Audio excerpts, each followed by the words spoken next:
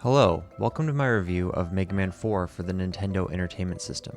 Before I get started, I'll quickly go over my review rubric for this game. Primarily, I'll be considering the modern fun factor of this game. How much fun is the game to look at and to listen to and to play today? Then I'll consider the context in which the game exists, both historically and within our modern gaming context, and if that context adds any value to the game today. And lastly, I'll consider my nostalgia and personal bias towards the game, and how that may affect my score for it. And real quick, I just want to make a note that while recording this, I made two errors. I called Dr. Cossack Dr. Kosav a couple times, and I called Toadman Frogman, so sorry for those errors, and I hope it's not too distracting. Let's start with the modern fun factor for Mega Man 4. Visually, the game is very interesting and fun to look at. The intro gives you a great impression of what the game is going for. The animation here is very fluid and detailed. It's really a nice way to start the game. I'll touch more on this later, but I love how Mega Man's kind of soft face becomes a grimace towards the end, and then his helmet appears on his head. You see Mega Man with his hair kind of loose, looking forward, and then he becomes more serious and the helmet comes on. And I really get this sense that, Mega Man is returning to the battlefield. And it's very subtle storytelling to show us that, Mega Man is returning to a battle that he might be ready to stop fighting, but he has to go. It really adds a little bit of edge to the character, and I really liked that. Overall, the 8-bit graphics and art direction here really pop. If this were a modern 8-bit retro throwback game, I think it would be believable. They really did a great job with this game's art direction and animation. There are many more subtleties to the art and animation here. The mummy enemy from Pharaoh Man's level comes out of a rotating door when he shows up, and this animation is very fluid, and then he flings his head at you. The Met enemy returns and has a few more frames of animation that makes him look more smooth and a little more cute. The fireworks shot by an enemy in Bright Man's level are very detailed and fluid. All of the enemies in general that you bump into in this game just have more personality, both in their art and their animation. Mega Man himself has a couple more things to notice, like the dust he kicks up when he slides, and the way his boots splash water in the rain, or the cool way he throws the attack he earns from Pharaoh Man rather than just shooting it from his blaster. And he can charge this attack and throw it like a Kamehameha wave, which I found was a really cool artistic decision. And his basic charging blast looks really cool, which I'll touch upon more later in the review. Here the levels themselves are more detailed in their art and animation. Bright Man's level has really cool pulsing lights, and Frogman's level has a really cool rain effect. Also, Skullman's level has a really cool bone theme, and Kosav's castle really feels like a real place in the sense that you see the castle towers in the background change throughout the different levels. There's just a lot of little subtlety and detail to the art and animation in this game that really just takes it all to the next level. It really does look quite a bit better than the other Mega Man games that came before it, especially when you play through the game and all of these little things just add up. It's still a Nintendo Entertainment System, and it wouldn't be confused necessarily for a game on the Super Nintendo, but for what it is, it looks about as good as you could expect a game to look. There's also some great art for the mid-bosses of certain levels. There's beautiful art and animation when you fight the giant hippo monster that's on these ringed platforms that fall as you shoot them, and there's a giant whale and a giant snail that are also just really, really cool. It seems like here they've gone full circle with what they began in Mega Man 2 with the giant tiger. The Robot Masters here also have great art and animation. Frogman particularly has a belly dance, which I found really funny, and Skullman I think is as iconic as any other Robot Master I've ever seen. I would say here the Robot Masters are as good as any I've ever seen. The music in Mega Man 4, while being somewhat controversial amongst fans of the series, is actually quite good. I didn't find it to be as catchy as what was in Mega Man 2 and 3, but in its own way, I think it's just as good of a soundtrack. I think the music played in the password screen at the end of each level is a great example of music from Mega Man 4. It's a little bit strange, it's a little bit ominous, and it uses unique textures and tones for an 8-bit video game system. But in my opinion, unique and ominous is not necessarily bad. The music that plays when you select which Robot Master to fight is also kind of unique and interesting. It has this high, echoey, reverbing sound that is kind of leading the song. Dive Man and Skullman both have really good tracks that have these kind of strange, power metal-esque galloping bass lines. The music towards the end has a couple quirky tracks that feel Russian inspired and really fit with Dr. Kosov and his castle. Also, the music that plays during the very last fight of the game is very cool and fitting for the moment. Again, I want to reiterate that the music in Mega Man 4 is not as catchy or instantly memorable as the music in 2 and 3, but I think there are just as many highlights, and I do really respect how, in terms of tone and rhythm and layers, they really were pushing the 8-bit video game console. I do like the music in Mega Man 4, and I think many other people would like it if they gave it a chance with an open mind. Now, moving on past the visuals and the music, talking about the gameplay, I'll say that the controls here are as great as ever. Like the previous game, Mega Man doesn't accelerate while running and has a relatively static jump, but you can short hop. He can do a quick slide, sacrificing control for a momentary burst of speed. Rush is back here to provide platforming abilities like the Rush Coil, Rush Jet, and Submarine, which I didn't use, so I may have missed something. The Rush Jet here has been changed. You can't cheese it by hopping like you could in Mega Man 3, but you're not really forced to use it as much as you were in Mega Man 3, and I think this is a good change. Now, for the controls, the most significant addition is the charge shot. From the very beginning of the game, when you shoot, you can hold down the shooting button to charge up Mega Man's blast. And when you release it, you'll release a stronger blast. If you don't give the charge enough time, you'll shoot a weaker version of it. I think this mechanic is brilliantly implemented into the game's design. There are multiple situations where a well-timed charge shot feels like the most effective option, and this rewards players who take the time to master the charging blast. Some people find the charged blast to be overpowered, but personally I love it. It rewards players for getting good at the game. There are moments in which using the normal small blast will really handicap you, and you need to know how to use the charge blast effectively. Yes, it does somewhat ruin the effect of the Robot Master weapons, but again, it's a reward for players who can master it, and players who don't want to put in the time to master it can use the Robot Master weapons. And if it does make the game easier, which I think it does, easier is not always worse. When you consider the charge shot and the slide and all the little subtle visual cues along with the game, it really feels like Mega Man as we knew him, particularly in Mega Man X, is fully realized here for the first time. I really enjoyed that about Mega Man 4. Now, as you go through the levels, you'll fight lower level enemies before you fight the bosses, and they're much more varied in how they can attack Mega Man. Some will charge him, but some will stay put and use projectiles, and there are multiple enemies like the tire guys that have a seemingly random movement pattern. And there are some enemies like the shield guys who have a set path, and you have to decide if you want to dodge them or fight them. There are also enemies that change the environment, like the guys from Brightman's stage that when you shoot will make the room dark. Overall, the lower level enemies in Mega Man 4 continue to up the diversity in ways that the player can interact with them, and they keep the game constantly fresh and interesting.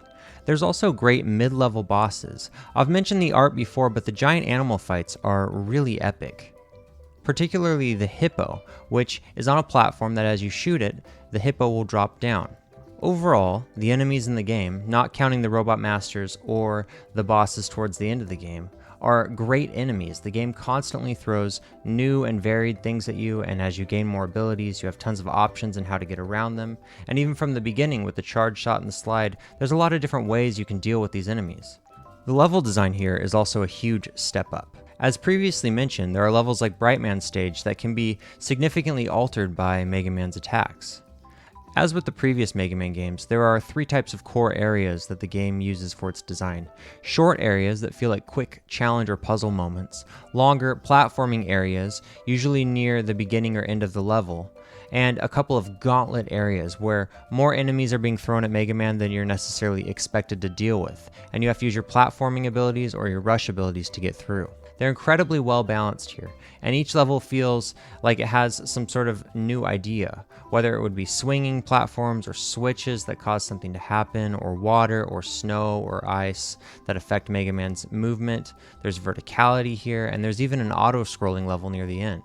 Overall, the level design, like the lower level enemies, is really compelling here and brings a lot of unique challenges and ideas to it. I'll touch on this more later, but I want to mention that the challenge in Mega Man 4 is very well balanced. Overall, I'd say it's harder than Mega Man 2, but a little bit easier than Mega Man 3. And while I do like a challenging game, easy works for me if there are options and alternative ways to deal with situations, which Mega Man does provide with Mega Man 4. There's even some hidden areas in the levels that I found really exciting to find.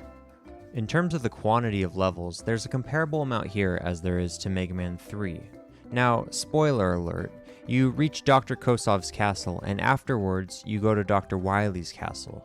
So it's almost like instead of having the recycled levels in Mega Man 3 where you fight the bosses from Mega Man 2 again, you have these two different castles. But Dr. Wily's castle is a bit shorter than Dr. Kossov's castle. The challenge here feels overall just much more balanced. This final stretch of the game works a lot better than any other final stretch of a Mega Man game that I've seen so far. I also want to bring up again that there are branching pathways in the levels of Mega Man 4, and I think it's the first time this has happened in the franchise. Usually these branches will lead you to an energy tank, but either way, these extra little bits of areas add a lot of replay value and excitement to the level design. I also have to mention the Robot Masters themselves. I've always been a fan of the rock, paper, scissors aspect of the Robot Master fights in the previous game, meaning that if you have the right weapon, you can usually destroy the Robot Master pretty quickly. Here, that rule still applies mostly, but some of them have a little bit more challenge to them or puzzle-like quirks. Even with the right weapons selected, you'll need to close in the distance to have an advantage on Drill Man, and Dust Man shoots these strange projectiles that will explode when Mega Man jumps. And Ring Man is simply a challenging and fun fight, even if you do have the right weapon. Don't get me wrong, some of the Robot Masters are still total pushovers with the right weapon, but some are not. There's more challenge and creativity on display with the Robot Master fights themselves, and I found this to be the funnest bunch of Robot Masters I've faced so far in my playthrough the series. The final stretch of this game is really interesting. As mentioned before, you fight through Dr. Kossov's castle and through Dr. Wily's castle. Kossov's castle in particular has a cool Russian influence in some of the music and some of the art direction. The level design is instantly striking. The first area of Dr. Kossov's castle has snow that covers part of Mega Man's sprite and slows him down in his place. The snow is an instantly new idea, and you have this instant feeling that you're in a new place with a new challenge. And then when you get out of the snow, you slip and slide, like Iceman's level in Mega Man 1. The level itself is really fun and interesting, particularly the butterfly boss fight at the end. It might not be as challenging as I would like, but it's cool to see that it can break up the floor beneath Mega Man. The next two levels of Dr. Kossov's castle are also really cool. There are moments where you move through the levels and you can see the castle towers in the background change. Again, this added little bit of detail really adds up to make you feel like you're in a unique place with snow and these castle towers. This really is a huge step up from the recycled levels of Mega Man 3, which again I didn't hate at the time, but really are a bit of a low point for that game. The second of the Kossov boss fights is also really great. It's this room that breaks apart and slides around, and you need to time your slides just right to get inside of the room and attack it, and also to dodge it. Once you figure it out, it's not too challenging, but I do love this puzzle-like game design. The next level has a really cool spider boss that might be the weakest of the Kossov fights, but is still a really cool and unique idea. There's no real low point like the turret room of Mega Man 2.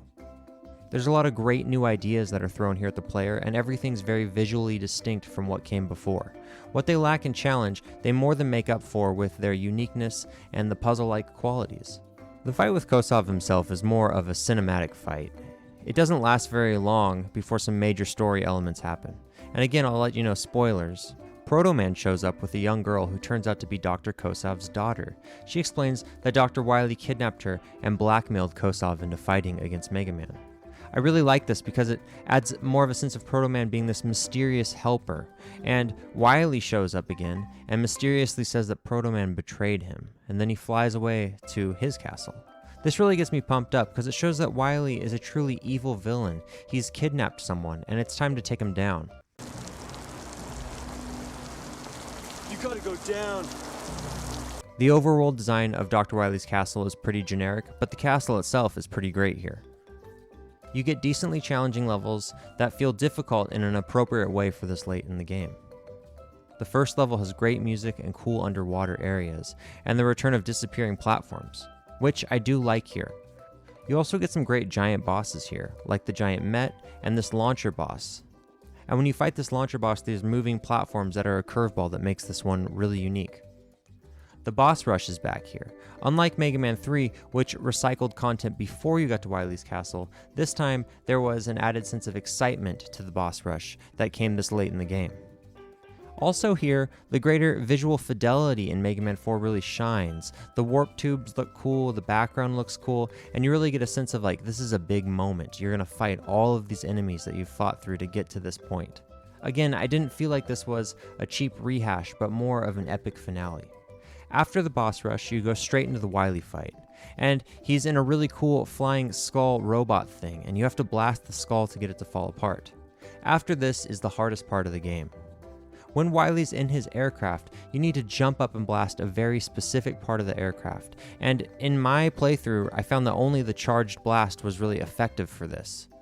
And you need to do this while Wily's craft is moving back and forth, firing homing attacks. During this fight, I was frustrated, but afterwards I felt satisfied.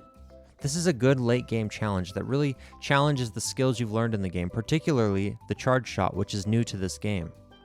After this, you have one more Wily fight. It's in a dark room where he charges an attack, and you only get to see him for one quick second before the attack comes for you. This fight is the opposite of the previous fight, where the previous fight it was clear what I needed to do, but there was a coordination and control challenge to get it done. This one is more of a puzzle style fight, where you have to figure out what to do. What I figured out to do was to charge Pharaoh Man's attack like the Kamehameha wave, and then time it and move it just right to hit that Wily sprite in the moment that it appears. I feel like both of these fights are kind of a yin and a yang to Mega Man's game design. On one side, you have the twitch, jumping, platforming, shooting action that it's known for. But then on the other side, you have the clever, unique use of specific Robot Master abilities to take down a boss. Now, when discussing the overall fun factor of Mega Man, I want to touch on the gameplay and the visuals and the music, which I think I have, but all of it kind of comes together also in the story. The end has Mega Man and Wily escape the castle just before it explodes. Then you see Mega Man on a train while the credits run by. He's riding into the city, and when he gets there, he jumps off to greet Rush and Roll. Also, he's not wearing his helmet. I love this ending. The somber music playing while Mega Man cruises with his helmet off complements the intro that shows Mega Man without a helmet. In the beginning, we saw Mega Man being drawn into a conflict that he clearly was not excited to join. Now we see Mega Man somberly leaving the battlefield, and we ultimately see what he is fighting for. He's fighting for his friends. The discolored freeze frame at the end is a nice touch. It's really great design to have a stunning intro that presents Mega Man in a new art style with all this cool animation, and then at the end, we see him as we've seen him before, but in a new angle and a new perspective on him. It really, for me, developed Mega Man as a deeper character with no dialogue, and I think that this is really masterful storytelling. So to sum up the overall fun factor of Mega Man 4, I would say it's great. The visuals are fun, the music is great, it's not as catchy or as poppy as Mega Man 2 and 3, but I still find it interesting in its own way. The challenge is here, but it's more balanced than Mega Man 3. There's no big pitfalls like the turret room of Mega Man 2. I think that all the enemies are unique looking and unique to fight. I thought that the storyline was really cool and debatably the best storyline to this point in the game. If I was going to say one negative thing, I would say that the Robot Master weapons are not quite as useful here as they were in previous games, but I do think that's a matter of preference. So I'll sum all that up with saying Mega Man 4 is a great game to play, to look at, and to listen to. Now, considering the context of Mega Man 4, we can look at the history of the game, and when I looked through it, I was able to gather that the development on Mega Man 4 went really well. There doesn't appear to be any big drama or any big story about the game's development. Which is interesting because the first 3 games all seem to be besought by these strange, legendary, dramatic experiences for the developers. Mega Man 1 was a commercial failure by a young team that was kind of cutting their teeth. Mega Man 2 was developed as a passion project in the after hours of the office. Mega Man 3 was plagued by having key team members quit during the game's development, but Mega Man 4 appears to have gone pretty smoothly. which is strange because when you consider that the game reviewed well enough at the time, but not better than Mega Man 2 or 3, which maybe just came from fatigue of the Mega Man franchise at this point, I don't know. It's hard to imagine someone playing Mega Man 2 and 3 like I just did this year, and then playing Mega Man 4, and thinking Mega Man 4 was worse. Weirdly enough, Mega Man 4 seems to have taken on a negative reception in our modern gaming context. Jeremy Parish, whose work I greatly enjoy and respect, said that here's where the series starts to go off the rails a bit. The Dr. Wily fake out is silly, the music was terrible, the bosses and weapons were uninspired, and the ability to charge up the Mega Buster is often cited as a game-breaking innovation. His sentiments seem to be repeated by others, and I completely disagree. I think the music is maybe a bit abrasive and abnormal, but still cool in its own way. I think bosses like Pharaoh Man and Skull Man and Frog Man are inspired and interesting in their design, and then Dust Man has an interesting attack that you have to deal with. I found Dive Man to be a fight that was challenging because you had to get close to him when you fought him. The weapons themselves I also thought were pretty inspired, particularly again Pharaoh Man's weapon that Mega Man throws. I think that's a really cool design idea. And while yes, the charged up Mega Buster is more powerful than previous Mega Man weapons that he starts the game with, I think the charged up Mega Buster is really cool because it rewards players who get good at the game, and towards the end, it's very challenging to use it correctly. This modern negative sentiment for Mega Man 4 makes me want to champion the game all the more, and I'll say to anyone watching the review, Mega Man 4 is more accessible than ever, it's in the collections, and I highly recommend you play it. When you look at the context of the whole Mega Man series, I love Mega Man X, and I think many people like me love that game and view it as one of the best in the series. And Mega Man 4 really feels like the first time that Mega Man kind of has built this full skeleton of what will grow into Mega Man X. There's branching pathways, there's a charge shot, there's a slide. It's all here. There's even some mysterious, dramatic storytelling. I really liked it. Now, when I consider my nostalgia and personal bias towards the game, I have none.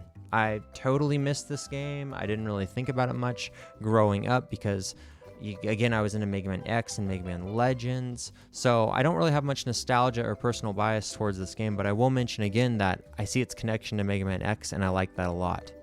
So overall, when I add it up and give this game a score, I gotta say Mega Man 4, at this point in my mind, is a 10 out of 10 game. I can't think of any big blunders like Mega Man 2's Turret Room that subtract it. I can't think of any bloated or unbalanced moments like Mega Man 3's recycled levels that would detract from this game. Even though the music is not as catchy and iconic as what came in 2 and 3, it's still good in its own way, and I'd recommend everyone listen to the soundtrack and give it their own take and their own opinion. The boss fights here can be very interesting, and there again are a lot of moments where it's kind of a trick or a problem solving or a puzzle-like element to solve them and beat these bosses. If there was a detractor from this game, I would say that ultimately it's not as challenging as Mega Man 3, which if you like your games to be very challenging, you would be somewhat disappointed by Mega Man 4. And again, I'll say the music is not as catchy. So if you want a catchy soundtrack, you may be disappointed by Mega Man 4's soundtrack. I don't really understand why this isn't viewed as the Mega Man game. Everything's here. The charge slot, the slide, Proto Man makes an appearance, Rush is here. It's such an exciting and cool game, but it seems forgotten or minimized in its significance. So I'll say thanks to everyone for watching. I really appreciate all the likes and subscribes lately, and if you're new to the channel, please give this video a like and a subscribe. I'll also say thanks to all the players who have posted gameplay footage of Mega Man 4 online. I actually do not have a capture card for my Nintendo Switch where I played this game, so I borrowed some footage. There's a link in the description to the original footage if you want to check that out. So thanks again everyone for watching, and have a great day.